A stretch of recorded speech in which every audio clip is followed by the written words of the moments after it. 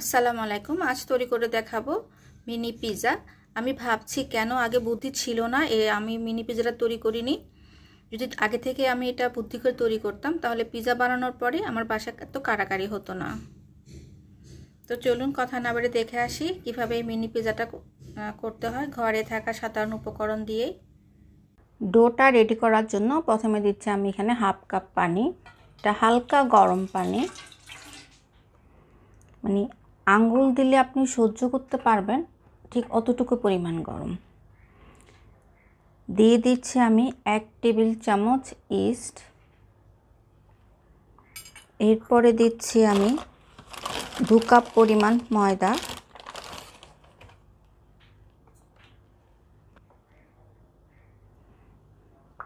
এখন দিয়ে দিচ্ছি আমি 2 টেবিল চামচ মতো পাউডার মিল্ক।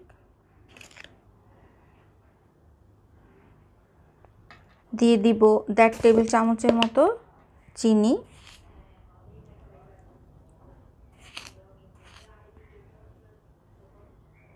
দিয়ে দিব 1/3 কাপ তেল। প্রথমে আমি 1/3 কাপ দিব না, অল্প অল্প করে দিচ্ছি।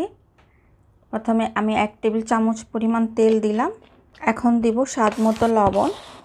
নিশ্চয়ই খেয়াল করেছেন আমি কিন্তু লবণটা সবার পরেই দিচ্ছি, কারণ হচ্ছে যে আমার ইস্টটা অ্যাক্টিভ করতে হবে। আপনি যদি প্রথমেই লবণটা দিয়ে ফেলেন ইস্ট অ্যাক্টিভ হবে না, তাই এই ব্যাপারগুলো কিন্তু খুবই খেয়াল করতে হবে। সব কিছু উপকরণ আমি খুব ভালো করে মেখে নিব। খুব স্টিকি একটা ডো হবে।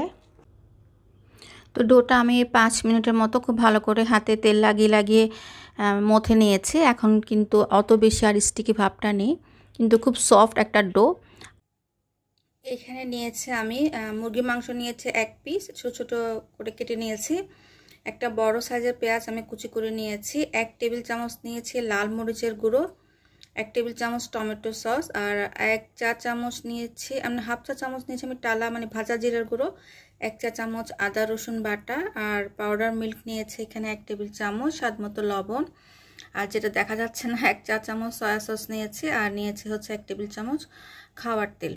তো সব কিছু খুব ভালো করে মেখে নিয়ে আমি এটা 5 বা 10 মিনিটের জন্য ম্যারিনেট করে রেখে দিব। তারপর আমি এটা ফ্রাই করে নিব। এমনভাবে ফ্রাই করতে হবে যাতে এটা খুব বেশি ড্রাই হয়ে না যায়। এবং এটাই কিন্তু হচ্ছে আপনার পিৎজা, বার্গার, বন, মানে যা কিছু করবেন ঝাল জাতীয় চিকেন দিয়ে একমাত্র রেসিপি এটাই। এটা করে রেখে দিলে কিন্তু আপনারা 1 মাস পর্যন্ত বিভিন্ন ঝাল আইটেমে ইউজ করতে পারবেন, মানে চিকেন দিয়ে যে ঝাল আইটেমগুলো করবেন। তো আমি এটা ভেজে নিব, আর ভেজে দেখালাম না। তো আমি এটা বেশ ভালো করে মেখে নিয়েছি, আর 3 টেবিল চামচ পানি দিয়েছি। এর বেশি দিতে হবে না, এটা দিয়ে কিন্তু মাংসটা খুব সুন্দর করে সেদ্ধ হয়ে যাবে।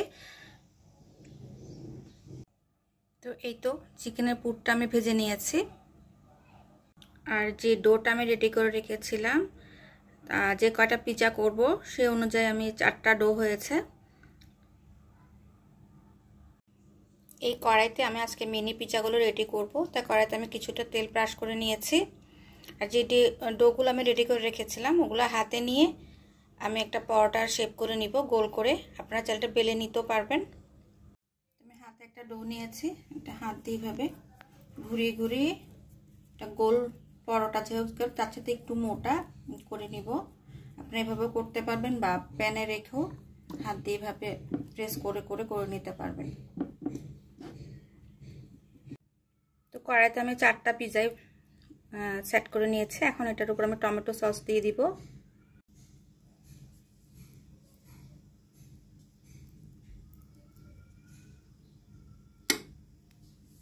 এখন চিকেনের যে পুরটা আমি রেডি করে রেখেছিলাম ওটাও দিয়ে দিচ্ছি।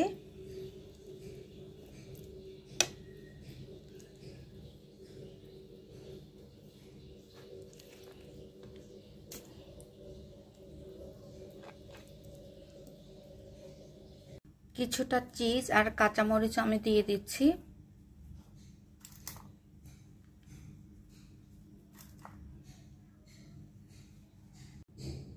তো সবগুলো পিৎজা আমি রেডি করে নিয়েছি। আমার হাতের কাছে যা ছিল তা দিয়ে আমি আজকে পিৎজাটা তৈরি করছি।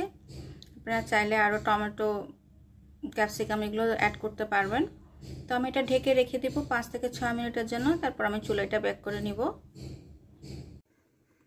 তো মিডিয়াম টু লো ফ্লেমে আমি এটা বেক করে নিচ্ছি পিজাটা। আর এখানে যে ঢাকনার সাথে একটা ছিদ্র আছে ওটা বন্ধ করে দিয়েছি। তো মিনি পিজাগুলো হয়ে গিয়েছে, আর এটা হতে কিন্তু সময় লেগেছে 12 মিনিটের মতো। অসম্ভব সুন্দর একটা স্মেল বের হয়েছে। তো আশা করছি এই মিনি পিজাটা অবশ্যই ট্রাই করবেন। এটা কিন্তু রান্না করা মুরগির মাংস বা বিফ দিয়েও করা যায়। ভিডিওটি ভালো লাগলে অবশ্যই লাইক, শেয়ার এবং কমেন্ট করতে ভুলবেন না। তো আজ এই পর্যন্তই, দেখা হবে নতুন কোনো রেসিপি নিয়ে।